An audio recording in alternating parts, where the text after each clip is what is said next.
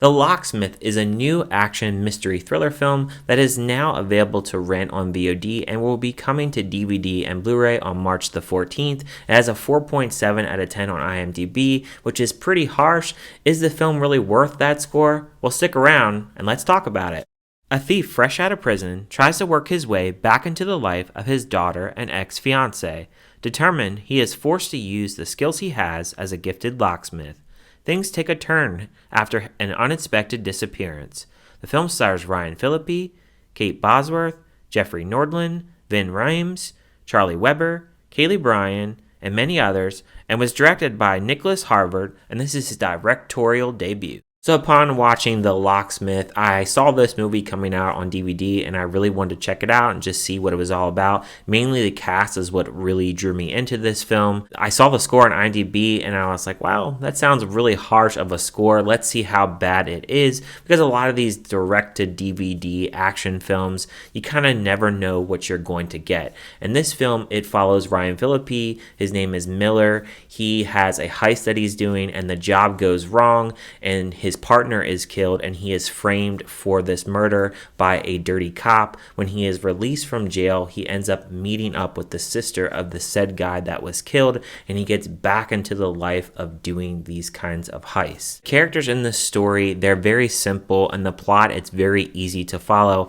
However, the standout performance in here is RyanPhillippe, as he has the best character and the most developed character, I think, out of all the characters. You have his ex-fiancée, KateBosworth. She is a cop as well, so he has to really tread lightly as he's still trying to look for this dirty cop that put him in jail. And I think mainly with this film, because there isn't a lot of development with a lot of the characters, it feels like some of the dialogue in this film is a little bit wooden, and it really takes away from the story a little bit, and it can make it to be kind of a meh experience. It's a movie that's very watchable, but I think because there isn't a big underlying mystery to the film, and a lot of it is very much spelled out from the beginning of the film, it really doesn't have a lot of tension moments. A lot of the tension is very low tensified.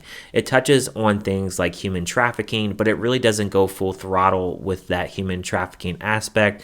And it really does take away from what the themes they're trying to present in this film. There's a part in the beginning of the film where you had Ving Rhames and RyanPhillippe driving in a car, and it's very obvious that it is green screen. But what makes it even worse is as they're driving and as cars and other things are passing by, it looks like they're in Looney Tune land. It looks really bad. It's very laughable, and you can tell where the budget really didn't go towards that portion of the film. However, there isn't a lot of moments like that, so I can't really say that overall it really took me out of the film a lot, but it's very noticeable that they really didn't do anything during that scene to really make it real, like they were actually driving in a car at that portion of the film.